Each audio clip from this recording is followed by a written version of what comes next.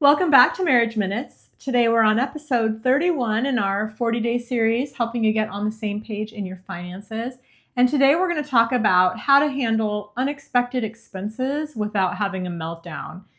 And this is real for us right now. We're living this. Both of our cars are in the shop currently, and we're just waiting to find out how much that's going to cost. Died on the same day. It's awesome. So unexpected expenses are real and hard, and it happens to all of us. So how do you get to a place where when they do happen, you don't have a meltdown over it?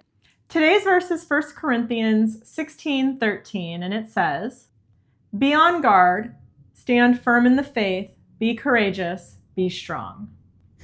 All right. So as Danny just shared, we're right in the middle of this. And what we can be certain of is that emergencies are guaranteed to happen.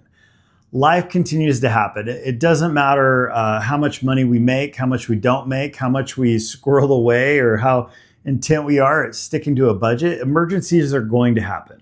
The problem is when we have lack of preparation. Lack of preparation is ultimately what's going to create panic in our lives. And a small emergency fund will ultimately build peace. And if you're kind of in that space, like we talked about in the last episode, living paycheck to paycheck, this may seem like an impossibility, but we promise that if with small actions done consistently over time, it is possible to build up an emergency fund.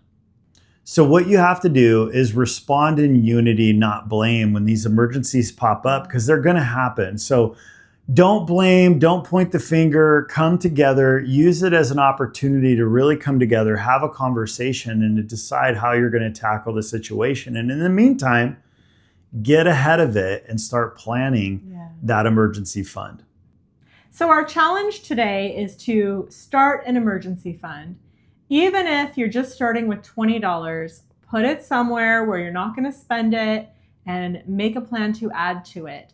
I know that most financial coaches would say to have $1,000 emergency fund to start. And then after you've taken care of debt and other things, you work on a 3 to 6 month emergency fund.